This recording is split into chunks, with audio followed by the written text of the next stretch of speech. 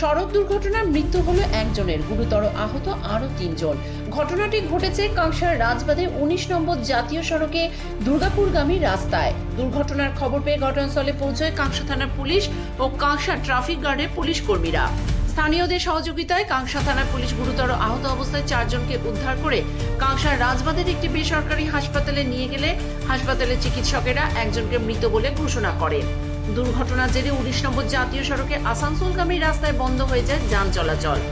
কাংসা থানার পুলিশ ও কাংসা ট্রাফিক গার্ডের পুলিশ কর্মীরা ক্রেনের সাহায্যে দুর্ঘটনাগ্রস্ত ছোট গাড়ি এবং দাঁড়িয়ে থাকা লরিটিকে অন্যত্র সরিয়ে ১৯ নম্বর জাতীয় সড়কে আসানসোলগামী রাস্তায় যান চলাচল স্বাভাবিক করে।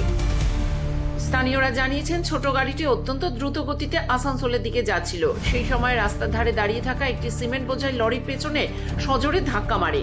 সেখান থেকে গাড়িটি কয়েক পাক ঘুরে রাস্তার মাঝে ডিভাইডারে ধাক্কা মেরে রাস্তার মাঝ বরাবর দাঁড়িয়ে পড়ে। গাড়িতে ৪ জন যাত্রী ছিল।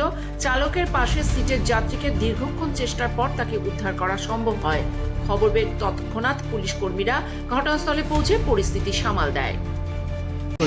এই গাড়িটা দাঁড়িয়ে ছিল, যে এখানে একটা গাড়ি আছে, গাড়ি দাঁড়িয়ে ছিল। আচ্ছা, এসে মানে মেরে দিল। মানে পেছনে এসে মেরেছে?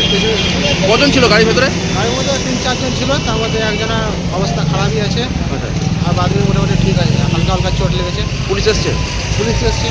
এই গাড়িটা কোন দিকে যাচ্ছে? ছোটো গাড়িটা কোন দিকে যাচ্ছিল? এই গাড়িটা আসানসোল দিয়ে যাচ্ছে। আচ্ছা, না এখন পরিস্থিতি কীরকম?